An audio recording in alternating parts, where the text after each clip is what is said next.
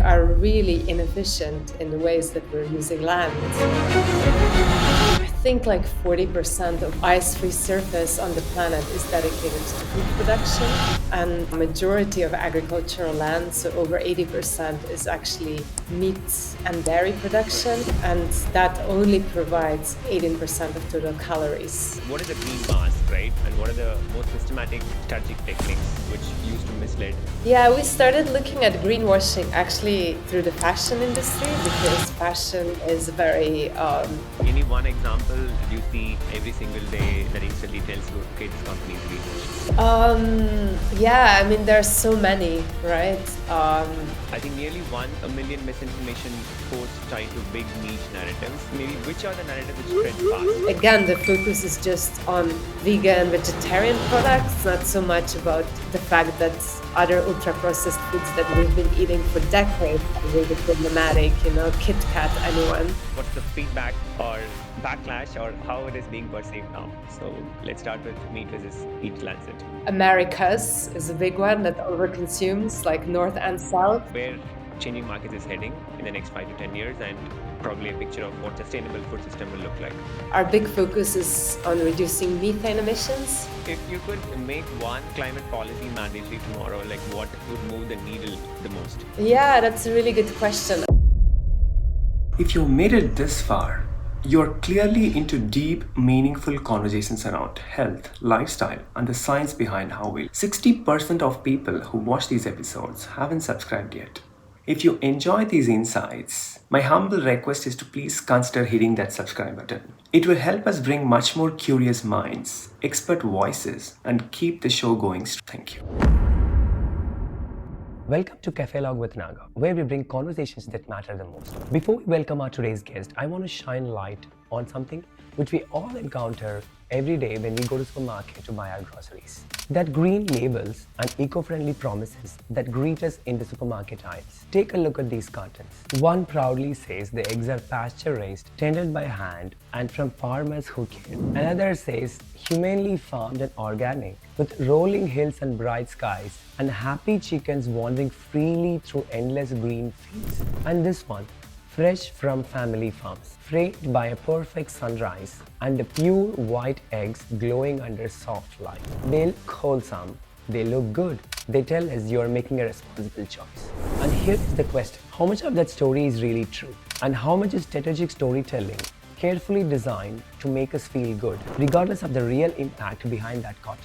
Phrases like pasture-raised, sustainably sourced, and climate-friendly sound reassuring, but without real transparency and verified certifications or evidence of welfare and emission standards, they can be clear textbook examples of greenwashing, painting products greener than they actually are. These comforting visuals and soft words tap into our emotions, our wish to do the right thing, but quietly hiding the uncomfortable truth about industrial farming, pollution, and methane emissions. So today, we are pulling that glossy green label to uncover what lies underneath. And to help us decode with this illusion, we are joined by someone who has been exposing that green mask for years. Nusa Urbancic, CEO of the Changing Markets Foundation, one of the leading voices calling out corporate greenwashing and fighting for honest sustainability. So I have their latest report, I think what she gave in the Climate Week. So this is like a revelation. It's making a lot of waves within the food industry in terms of bringing out a lot of greenwashing and also what is marketed as health, but it's not. So there's a lot to talk about. Nusa previously served as Director of Campaign, leading pioneering research and communication to expose corporate greenwashing worldwide. Today, she is leading investigations that reveal how meat and dairy industries deploy misleading science, aggressive lobbying, and mass online disinformation campaigns specifically to delay action on climate, health, and sustainable food systems. Her work shines a light on the corporate playbook, including through this landmark report, The New Merchants of Doom. This analysis of 22 of the largest global meat and dairy companies shockingly revealed that they invest far more in greenwash advertising than in emission-reducing sustainable innovations. Furthermore, her team commissioned a social listening study, Truth, Lies, and Culture Wars, which tracked nearly 1 million meat industry-aligned misinformation posts over a 14-month period. Nusa is an expert in decoding the green mask and pointing out how highly misleading claims such as climate positive, carbon neutral, or net zero are regularly found in environmentally unfriendly products like milk and dairy. Today, we will discuss her crucial insights on why food sectors need systems transformation and how consumers are deliberately misled by subtle greenwashing tactics like images of lush green fields and happy animals, and the mandatory policies required to hold these powerful industries accountable. So without further ado, let's welcome Nusa Urbancic to our show. Nusa, thank you so much for joining me on my show. Thank you for having me. All right.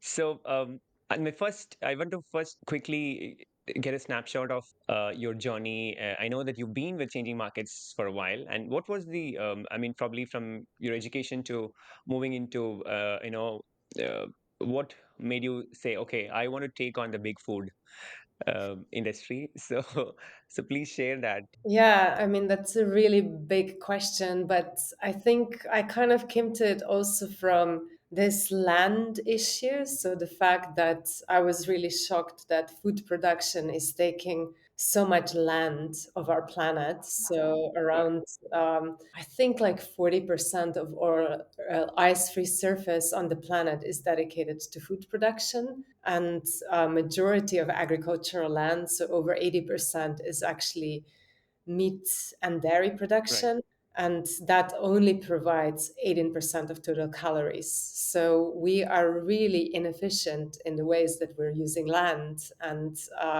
that has huge implications not just for climate but also for biodiversity. When you see how all these animals that are now on the earth, like the vast majority is cattle by weight, and the wild animals are kind of squeezed in the corners of our planet. And this is very strange because when you look at all this David Attenborough documentaries, like what all this wildlife, you don't really know that this is now such a small part of the planet. And I think it really kind of hit me when I was in Masai Mara and 1 year, and I noticed that next to me in another Jeep, there's this famous photographer that I follow on Instagram. And I was like, oh my God, we're looking at the same animals. So all the stuff that I will get, everything that is the real wildlife is now here in this park, which still seems big, but compared to the size of our planet, it's really like, it really hit me that wildlife has been so kind of exterminated that whatever is there is now in these few wildlife parks, and we're all looking at the same animals. Yeah, I think it's to an extent the continuous extinct of species, uh, Mm. be it a bird or the wild animals or marine. So there is a constant year by year we see that there is a constant extinct of species because of over we have been either taking their space or eating them so much that it's in the brink of extinction. So yeah, I think thank you for sharing that journey, right? So I think I want to first talk about the Meat versus Eat Lancet report, maybe because that's pretty recent from an October edition standpoint. So maybe how is the feedback from compared to 2019, where there was a lot of backlash and probably it was more of misguided through a lot of misinformation and disinformation by a lot of influences across the internet. But today, with a lot of awareness, public is kind of aware. I mean, I would say maybe you are the best person to talk about the percentage of how it is. But let's start there. What's the feedback or backlash or how it is Mm. being perceived now? So let's start with Meat versus Eat Lancet. Yeah, so EAT-Lancet, the first report was launched in January 2019, and this was like one of the biggest scientific reports on food systems. It's kind of like you could compare it to what International Energy Agency does on energy. So this is kind of a scenario where we can feed 10 billion people and not kind of destroy the rest of the nature that we have, and Mm, especially also looking at it from climate perspective. So yeah, what the report at the time recommended was flexitarian diet, but cutting that down significantly on meat and dairy. um, And when it was launched, I mean, the meat industry already knew that it was coming, and they perceived it as a big threat to their interests, to their both social license to operate, but also to bottom line, to profits. It came also at a time when there was more science coming out, like UN did a special report, IPCC did a special report on land use, and kind of the messages coming from all of that were clear. We need to cut down on animal agriculture, Right. both on the production and consumption side. And the first ones that should be doing that are countries from the global north, where these products are overconsumed. And not just, I mean, I wouldn't say just global north, but like Americas is a big one that overconsumes, like north and south. And then we have Europe, and then other countries like yeah, Southeast Asia and Africa. It's basically not, I mean, there's some parts of population that might even have to increase the level of animal products for health reasons. But what happened was that yeah, we first saw this study from the Stockholm Resilience Institute that actually said that a lot of social media kind of and even the media to some extent, like the study received a lot of media coverage. A lot of it was kind of covering the message of the science, but then on social media there was a backlash, and that backlash also led to some media studies, especially more like right-wing outlets like the Telegraph, etc. And that was very much based on misinformation, that EAT-Lancet is now going to impose a vegan diet on global populations, and it's a nutritionally devastating diet. It's very irresponsible that they are pushing that, and it's also not really going to have any environmental benefits. And also, yeah, there was this kind of, um, like the message that was pushed, like they will take away your choice, right? They will take away your ability to choose what you want to eat.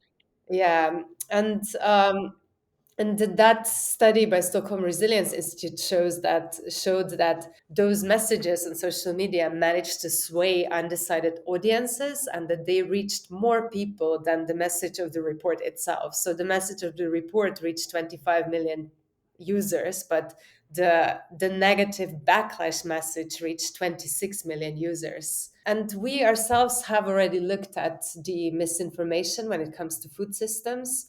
We did this report called Truth, Lies, and Culture Wars that was published in November 2022.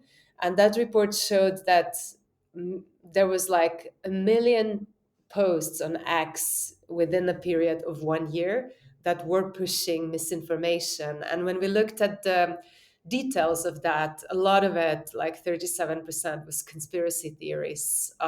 Then a big part coming right after was attack on alternative protein, vegan products, vegan diets. And then there was also attack on science and data, and climate science was part of that. So climate denialism. And part of it, like around 9%, was culture wars. So that was kind of going after vegans for not being real man, soy boys, and, kind of saying like the only way to be an alpha man is to eat a lot of meat. And that's kind of showed us, that this is an area, the space that is very ripe with misinformation. So we wanted to review that backlash of EAT-Lancet, kind of link it with some of those narratives that we found in an Right. earlier Right. report, and also kind of try to pre-bunk some of this backlash before the second report would be launched, which was October this year. So October 2025,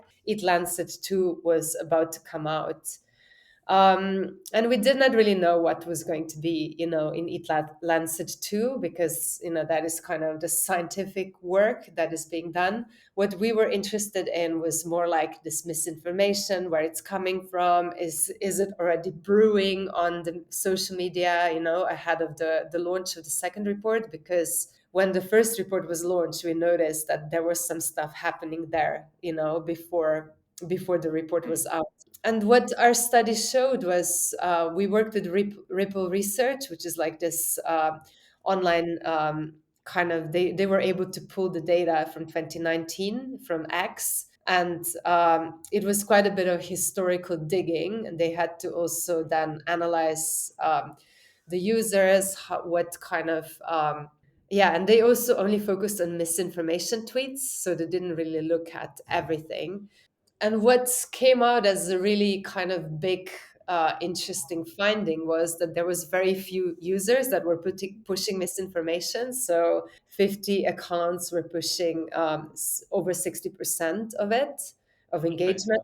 And then 20 accounts, yeah, were like kind of responsible for like 60% of engagement. And those people, this is, they work like a network. Yeah, that's where you have this, right? So Yeah, they this actually, very powerful.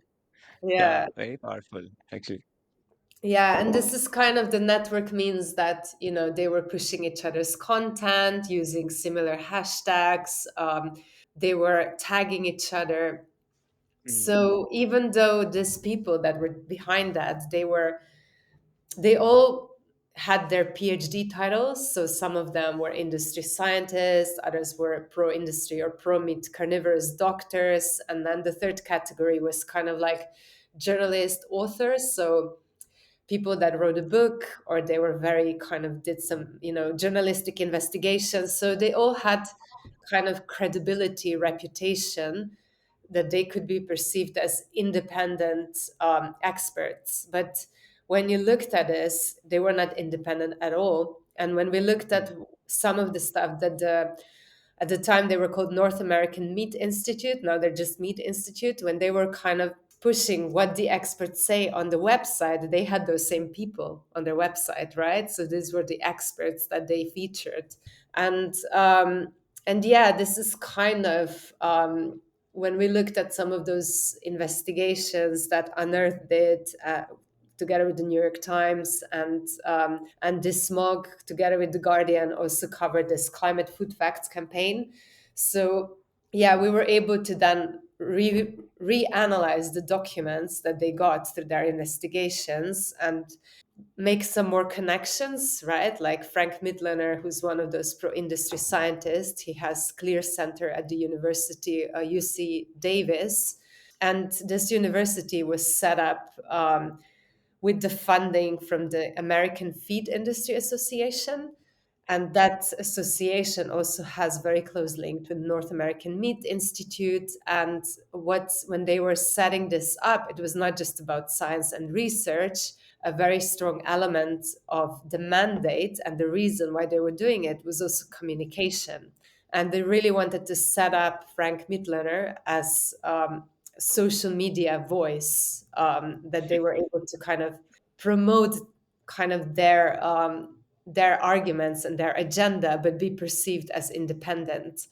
And that was being done like around 10 months before EAT-Lancet was coming out. And at the time, they were already saying we're going to be reaching out to dietitians.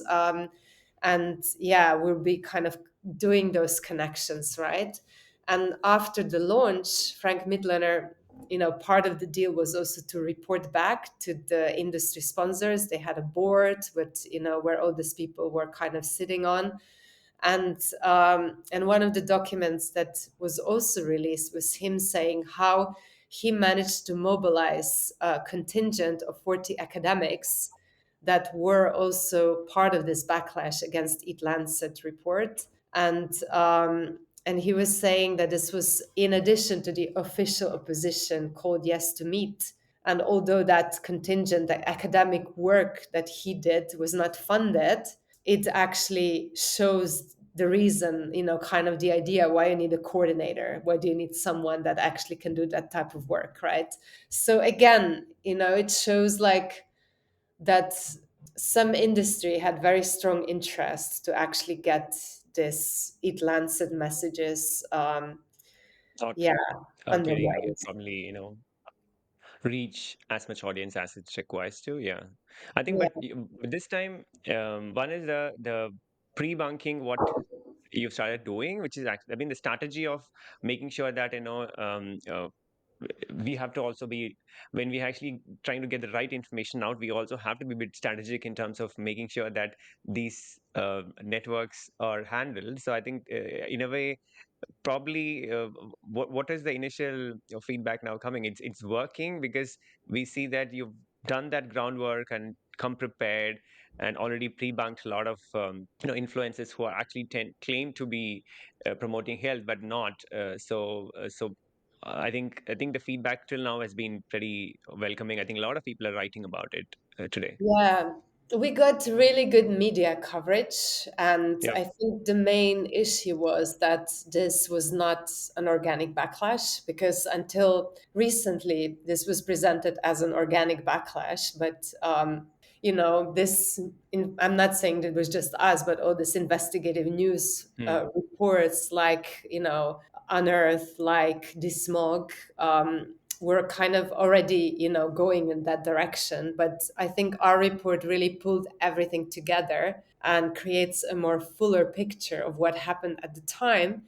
And besides media coverage, we also got a reaction from these people. And actually, that reaction shows to me that they really work together even more closely than what we thought. They say they got an advanced copy of EAT-Lancet, and they came out together with this. They came up with this Narrative. hashtag on one of their chats. So yeah, and I think as a result of this work, they were kind of busy with trying to debunk our report and our kind of interest, like trying to accuse us that we are funded by big This is pharma. funded, yeah. Uh, Yeah, even if you look at our website, very, for 5 minutes, you would see that we also had a campaign against big pharma. So, yeah.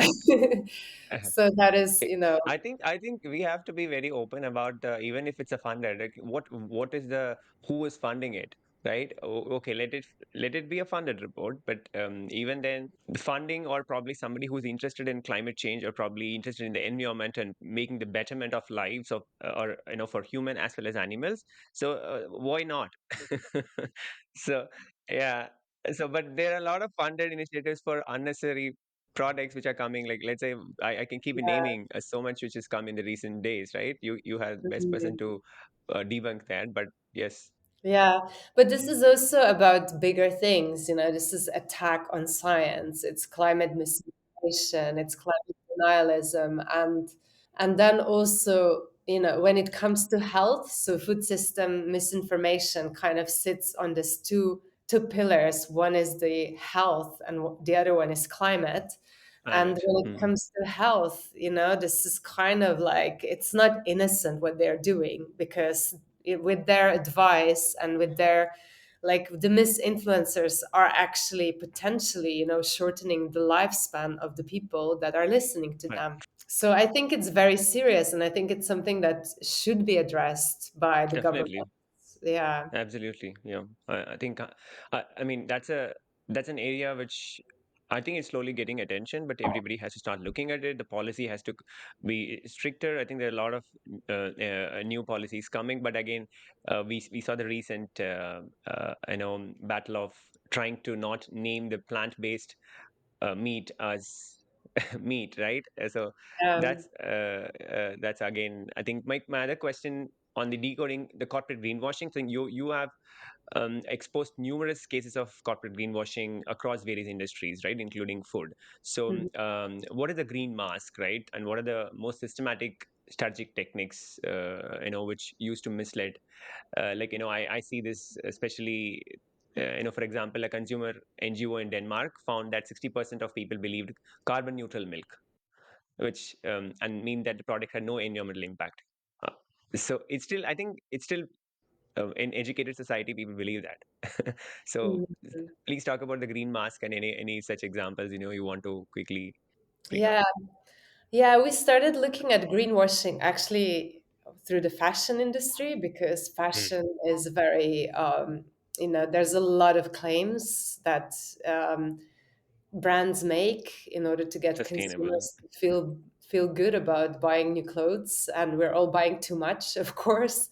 So So yeah, and then somehow we landed on food again. And in food, what kind of surprised me was that a lot of the claims that we found were actually around climate.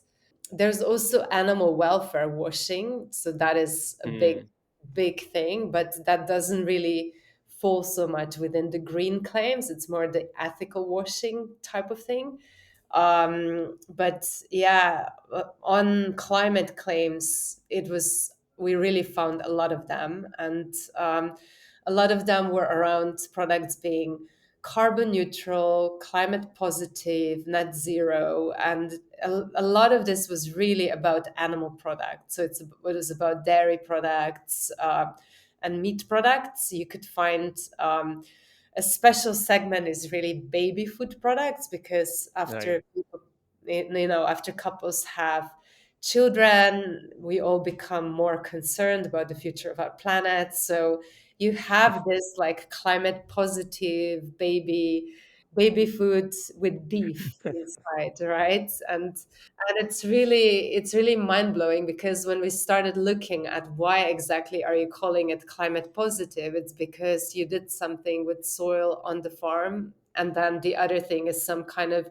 project in Zimbabwe where actually you're not even reforesting, you're just making sure that the forest does not get cut, right? And those claims are so thin and so impossible to verify, and there's no numbers behind what did this actually mean. But yeah, there's a lot of them, and we've seen that the other type of claims that we saw quite often is only about packaging, right? So you have Hmm. a milk in Tetra Pak, and then the Tetra Pak is carbon neutral, but not the milk. Like, and that is, such a small percentage True. of the product's footprint of that packaging.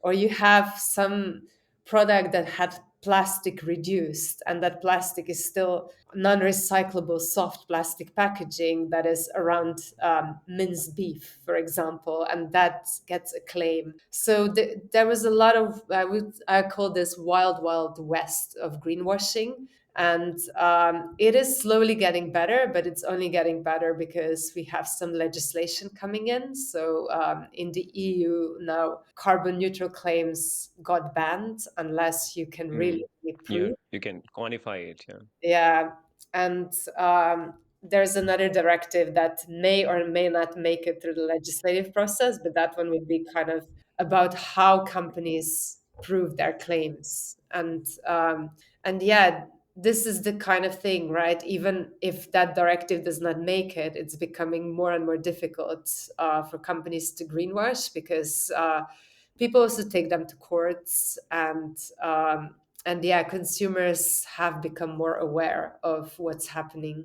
Got it. So I think it's an interesting, right? How happy cows on lush green fields are, promoting some of the most climate harmful foods. I mean, that's another part. I call that subtle greenwashing because it's not really a claim, but it's an image. And An according image. to the Competition and Markets Authority in the UK, even an image, even just a color of the product is a claim. But it's much more difficult to prove because apparently you have to prove that this is the reason why people are buying this. And yeah, we have those examples if you go to our Right. greenwash.com. I saw that. We Yeah. have Make It Better Cheddar, which has this like images, and then the company was found to be polluting water sources, and it even had to pay a fine, but they can keep this claim. So yeah. If you made it this far, you're clearly into deep, meaningful conversations around health, lifestyle, and the science behind how we. 60% of people who watch these episodes haven't subscribed yet. If you enjoy these insights, my humble request is to please consider hitting that subscribe button. It will help us bring much more curious minds, expert voices, and keep the show going. Thank you. Any one example do you see every single day that instantly tells you, okay, this company is greenwashing? Um, yeah, I mean, there's so many, right? There's so many, and but I think, yeah, images of happy animals and lush green Yes, fields, that that's is very really, common, right? yeah, that's very, Smiling cow, yeah, exactly. free range. Yeah. Got it.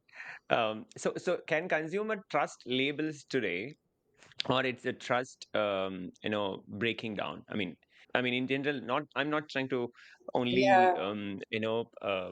marginalize only the meat products, right? But in general, all the products, even if it's a vegan product or sustainable, but do you, can we still trust labels? Yeah. I mean, I would say in general, probably not. That doesn't mean that some companies are not genuinely doing a good thing and trying. But yeah, I my feeling has always been that, there's a market segment. Like, there is an appetite for ethical consumption. Ethical Consumer, this magazine and organization in the UK, they track ethical market, and that ethical market has doubled in size over the last decade. And this is something that in general should be a good thing. But the problem is that now a lot of not so green and sustainable companies are trying to jump on this bandwagon. And they have this segment of consumers that they know are sensitive to this type of marketing. And then it's not just about like, sometimes they're charging premium for this kind of products, and sometimes it's more likely to convince consumers to buy something because those are these claims and it makes you feel better. um, but yeah, I mean, I would say that it's hard to know what is true and what is not true. Even B Corp is like a really, kind of respected label, but more and But more yeah, really big companies have started to getting it, and that eroded trust among certain people. So and again, what does it mean? Like, is some labels are better on something and less good on something else? yeah. Again, do your own research and then try to um, find out and then take the right decision. But I think even when I was talking to Marion Nassel on, especially on the Yeah, marketing or funded reporting, she said anything which is heavily marketing, you know that it's it's unhealthy. So that's a immediate, I know, for the consumers to know that, okay, so much of marketing happening, which means that probably you have to look at what's inside, or how it's produced, or yeah, why it's getting marketed, right? Maybe it's a funded initiative. So I think you tracked. Moving away from only the labels, right? So your report found major companies spend more on greenwashing than real climate solution, right? And then we talked about the deception. Uh, I think nearly 1 million misinformation posts tied to big meat narratives. So maybe which are the narratives which spreads fast? So any pick from your end in general, and or even today. So any specific which we have to create awareness. Okay. yeah. I mean, one of the big ones when we did that report, it's called Truth, Lies, and Culture Wars. And what really shocked me was how much attack on alternative protein was there. And Mm, that ranged from they are not healthy, they're ultra processed garbage, and also they're not really environmentally friendly. Saying like growing oats is leading to so much more pesticide use. They're so unhealthy, but also bad for the environment, and it's killing all these bees and other insects. And then almond milk apparently is using so much water, and yeah, those kind of we could put that in several categories, the misinformation around alternative protein. And that was a little bit like, where is this coming from? Like, mm, so part of it is about products, and other was also about diets. Vegans are,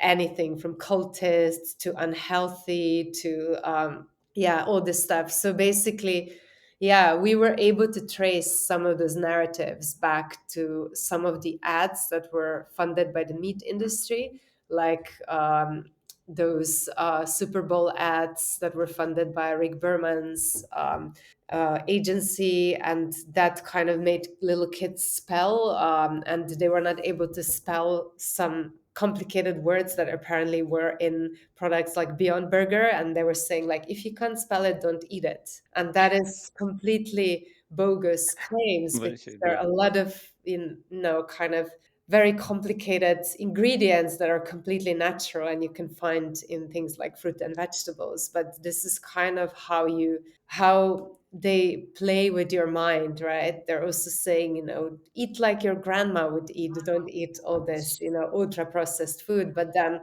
the way our grandmothers ate, probably it wasn't really that healthy.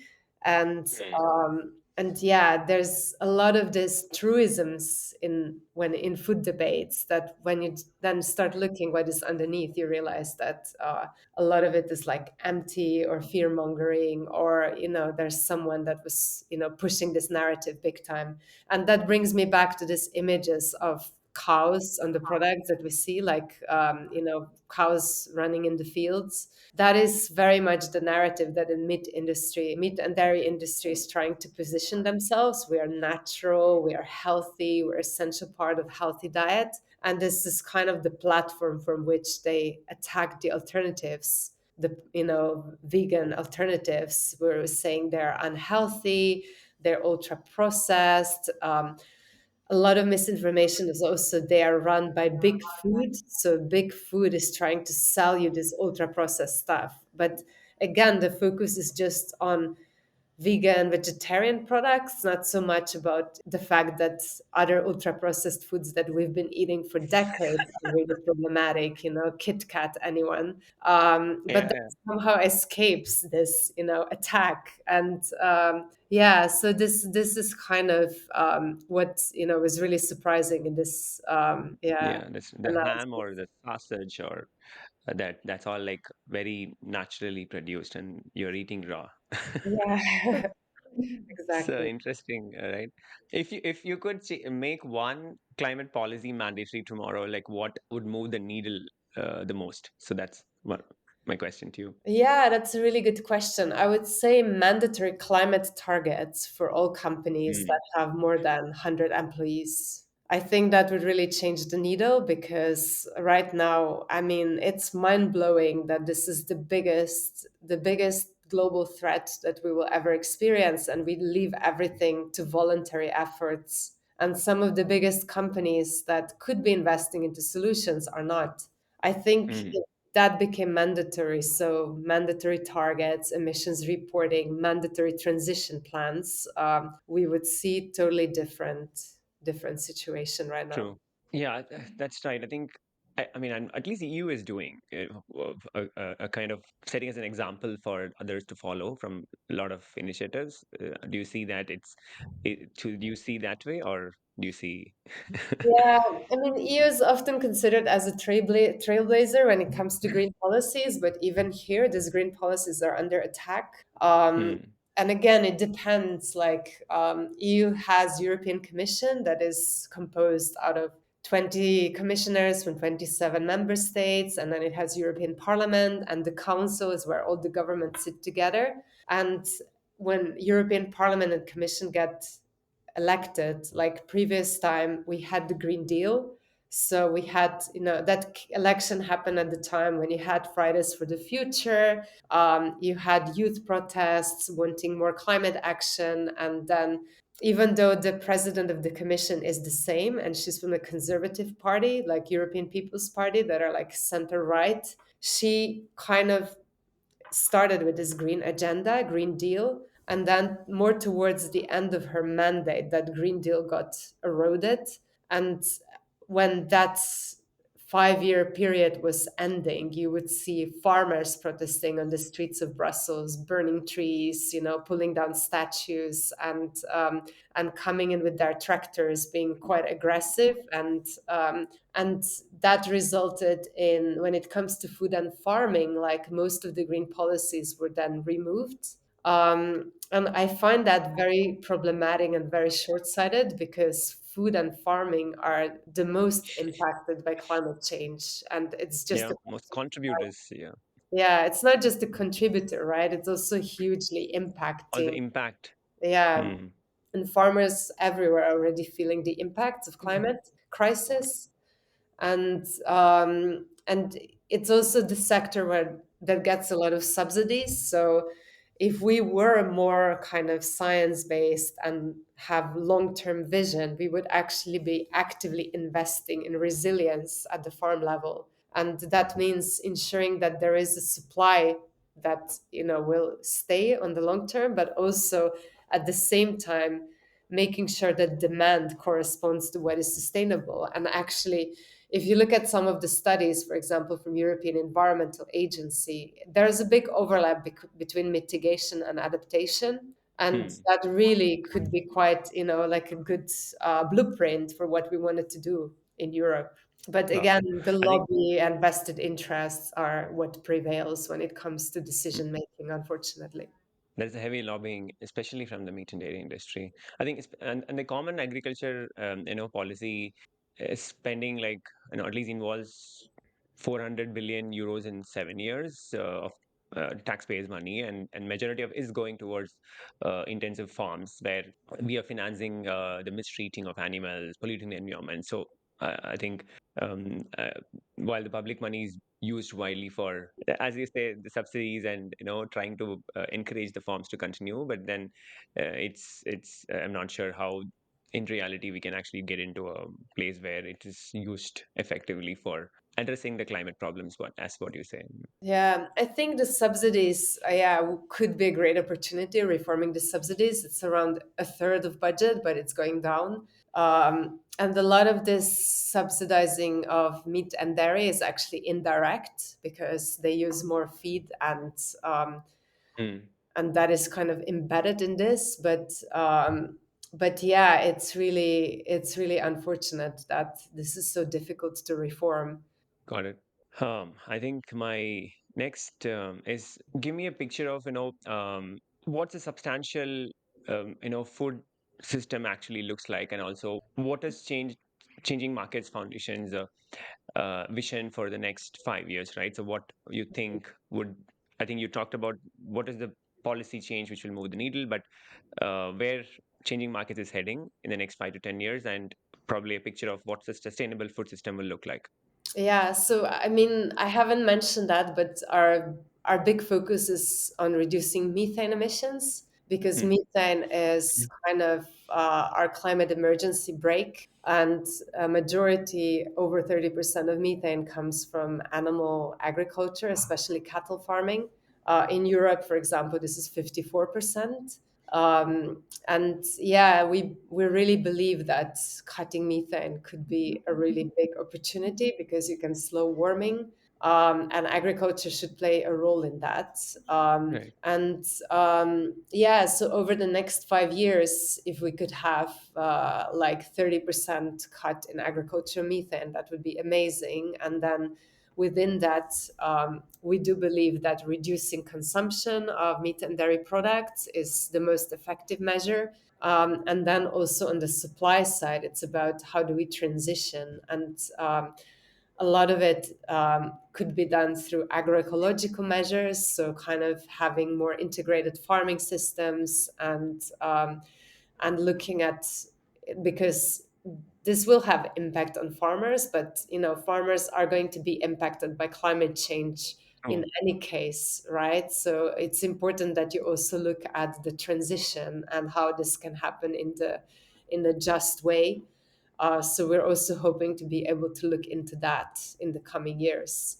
And on the other side, of course, looking at misinformation, looking at narratives, looking at vested interests, like how the industry is using its playbook to delay, distract, and derail legislation.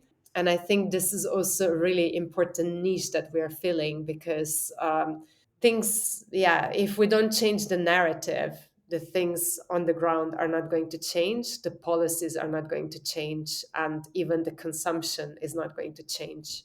true. I think it's important as every one of us come together and actually try to debunk and start putting out those informations where there's a greenwashing, or probably there's a deception, right? And you posted about recently on yesterday, I think, or the day before, on the most happiest country, and then what's happening on the sea farming. It's not that happy. Mhm. And also the if I look at the continuous impact, the domain primarily is the agriculture and also the farming and the animal agriculture, especially if you look at it. That's where the most of the I would say the most of the climate change is happening because of the way we have the deforestation has happened, and probably we are using so much of land and water for the animal agriculture, and it's actually coming back to us as climate change. So true. Mhm. Okay, I think I know that it's going to be on time, so let me quickly run through my quick rapid fire Mhm. questions, right? First is on voluntary commitments, right? What do you scrap them or? Yeah, I think they're often not worth the paper they're written on, and companies get a lot of positive media coverage when they make them, and then often they quietly break them. And I think, yeah, often they're even used as a tactic to delay regulation because companies can say, oh, look, we'll do it voluntarily. You don't need to do any mandatory measures. I think, yeah, at this time, when climate crisis is really knocking on our door, I think, yeah, we should scrap them. Okay, and this is like all the debunking questions, right? So biggest greenwashing lie today. Biggest what? Greenwashing? Greenwashing lie. Um, yeah, I would say carbon neutral beef. Oh yeah. I think sometimes I feel that either people are not well educated to understand that, or is it there is so much of ignorance prevailing, right? So interesting. Should burger be banned on plant-based foods?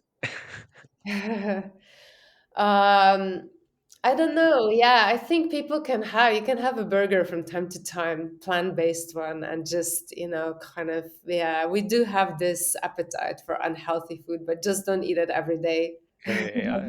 So that's fine. It's one cheat day is always good. Yeah. Undercover footage or litigation, which forces more change? Well, you can do both of them together and Mm. actually really exposing and trying to prove who's buying from those companies. Hmm. Actually, there's a great documentary in Europe called Food for Profit, where the journalist gets undercover footage and then she's trying to confront the companies and the farmers that are linked to those farms. And that is very, very brave. And it shows they really don't have good answers. There's so many undercover activists who have gotten a lot of good footage, and it's actually 10 years back. I think if somebody asks, okay, hey, this is how the meat is being made, or the cow is being slaughtered, I think nobody would have believed it unless you see that footage, right? So it's an important way to see. But do you believe in that humane slaughter? No. So there's this they started labeling that way. I don't know, in the whole English dictionary, I don't know what is the meaning of humane now, right? So after seeing that humane slaughter, seriously. So EU green claims directive delay, so minor hiccup or major derailment. So what do you think?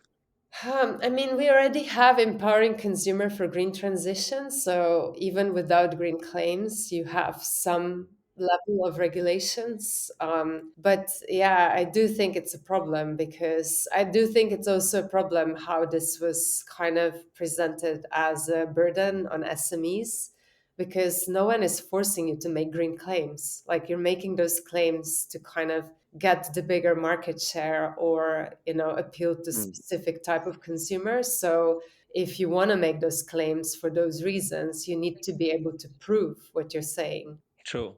Yeah. Yeah, I think that's where all these SDG goals and all. It's I think I also somehow people try to check the box and not really contributing, and quantifying those Yeah. claims what they make. True. Do you think the high emission food should be banned for kids? I mean, why just for kids? Yeah, I'm just saying at least Yeah. they're the next generation.